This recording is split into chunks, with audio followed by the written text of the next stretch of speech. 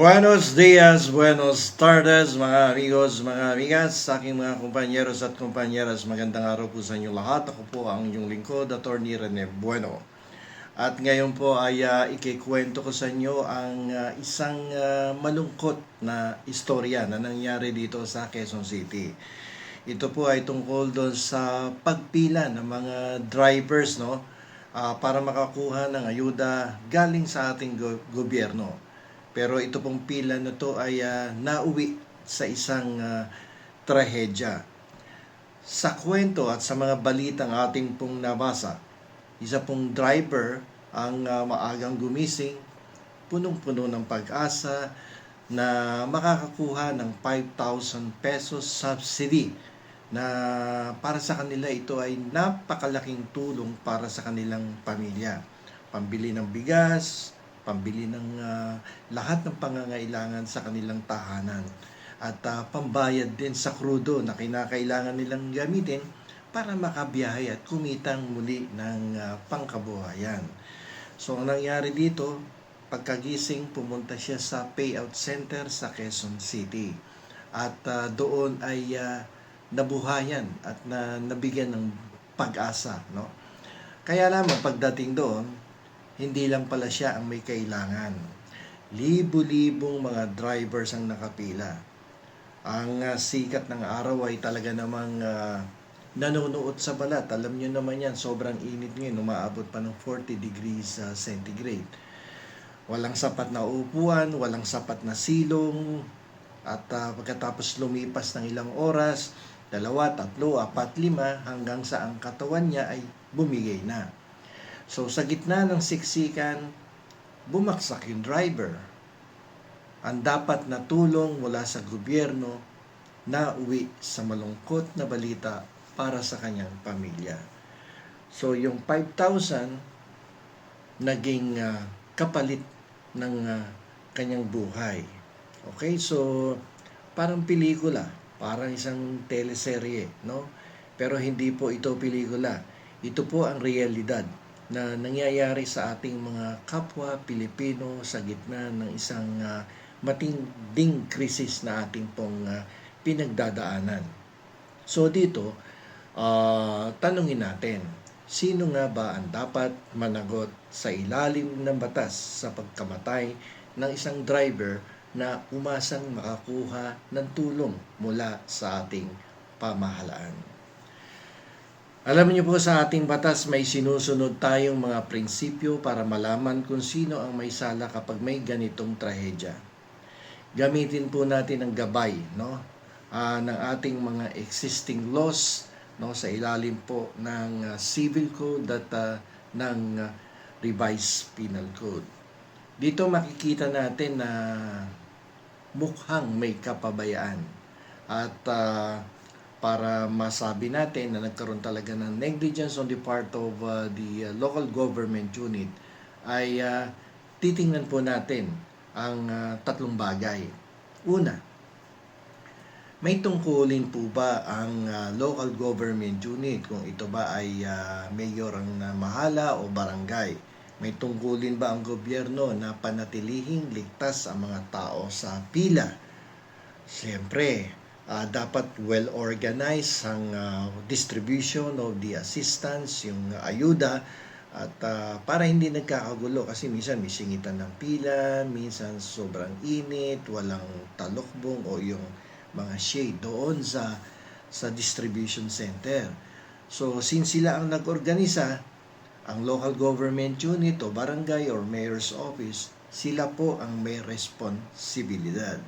Ngayon, dito sa particular situation na to, nagkulang ba sila, itong mga government officials na namahala, or sama na natin yung DSWD, di ba? Nagkulang ba sila?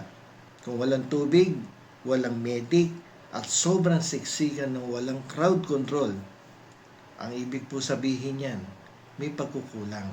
So pag ganyan nagpapapila ka sa tindi ng sikat ng araw at napakaraming drivers ang nakapila at tumaasang mabibigyan, dapat yan meron ka, naglagay ka na ng water dispenser o kaya mga bottled water na pinamimigay ninyo. Okay? Bukod doon sa mga shading area. So, may nangyari bang masama? Meron, syempre, dito sa kaso nito. May namatay na driver. Okay? Okay, so ito po ay isang simpleng tanong. Inaasahan ba na may mahihimatay o masasaktan o mamamatay? Worst case scenario, may mamamatay ba sa ganitong klaseng sitwasyon? Sa tindi ng init ng panahon, sa dami ng taong nakapila, common sense na may panganib sa kalusugan. Alam po yan kahit sino naman sigurong ordinaryong tao. Alam na alam yan. Kung alam ng mga organizers na delikado pero wala silang ginawang sapat na paghahanda, doon pumapasok ang pananagutan. Doon pumapasok ang negligence. So, sa ganyang pangyayari na mayroong namatay, ano yung mga magiging pananagutan? At ano yung mga uri ng pananagutan sa kaso na to? So dito magkakaroon ng administrative liability. Ang mga opisyal na nagpabaya ay pwedeng matanggal sa trabaho o masuspinde dahil sa neglect of duty. Meron din ditong civil liability. For sure, meron yan. Ang pamilya po ng driver ay pwedeng humingi ng damages o kabayaran para sa pagkawala ng buhay at gastos sa libing, sa hospitalisasyon, sa gamot, sa funeral expenses na kanilang na-encounter, no, sa pagkamatay ng kanilang mahal sa buhay. So, aside from administrative liability, civil liability, meron din pong potential na criminal liability. Maaaring sambahan ng reckless imprudence resulting in homicide ang mga direktang nag-ayos ng event kung mapapatunayan sobra-sobra ang kanilang kapabayaan at hindi naglagay ng mga tamang notice at babala sa mga benepisyaro nitong ayuda galing sa gobyerno. Ngayon, ito po ang hamon natin sa mga leaders. Lalo na yung mga leaders dyan sa baba, no? Minsan, hindi mo alam kung umating ba ito ng training, no? O ng seminar man lang. No, kapag nagko-conduct ng ganyan mga klaseng events, no? Dahil hindi dapat maging buwis-buhay ang pagtanggap ng tulong mula sa pamahalaan. Ang nangyari sa ating pong kapatid na driver ay isang masakit na paalala na ang mahusay na intensyon ay baliwala kung ang sistema mo naman ay palpak. Aanin mo yung 5,000 kung namatay naman yung taong tatanggap sana ng ayuda mula sa gobyerno. Para po sa mga LGU, sa local government units at organizers ng mga ganitong klaseng event, ang dapat po sanang gawin na hakbang, no, bilang precautionary measures, dapat may mga konkreto silang plano dyan. Hindi basta-basta, bukas merong pamimigay na ayuda, pumila lang kayo dito ng alas 7 ng umaga at kayo ay mabibigyan kapag kayo ay nasa listahan. Di ba?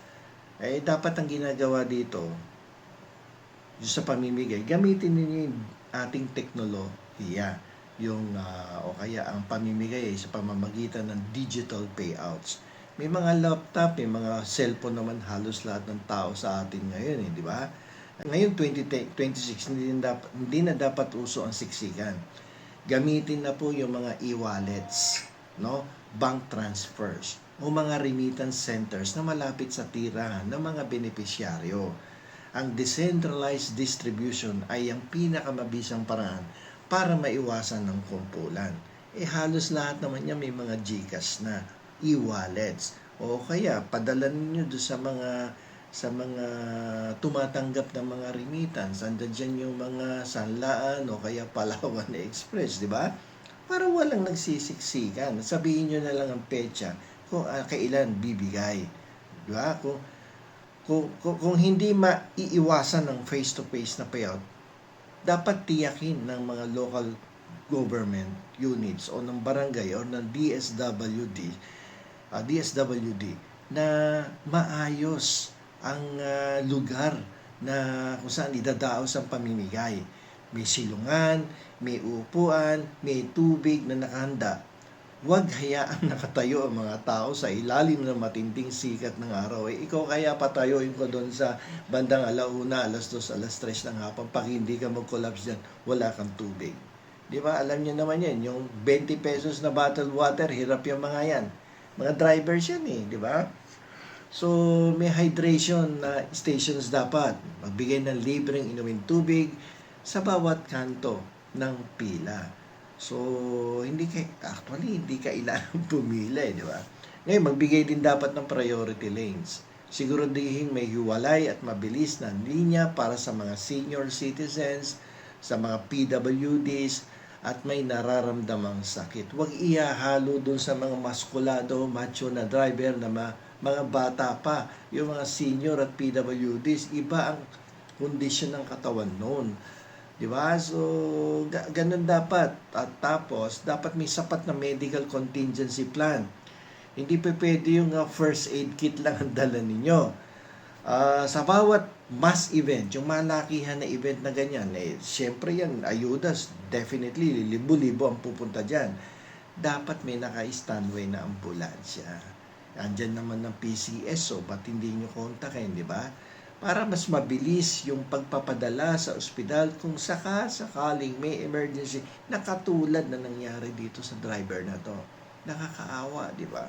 Umaasa ng 5,000 na uwi sa kamatayan. Di ba?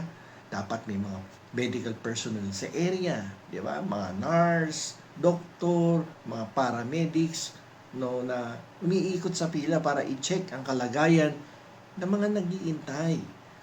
At dapat may malinaw na communication ang organizers.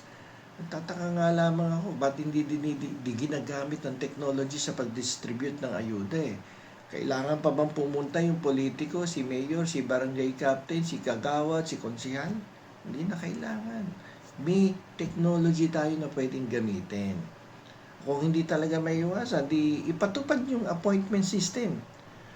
Huwag papuntahin yung 5,000 katao sa isang oras. Hatiin sila sa mga batches.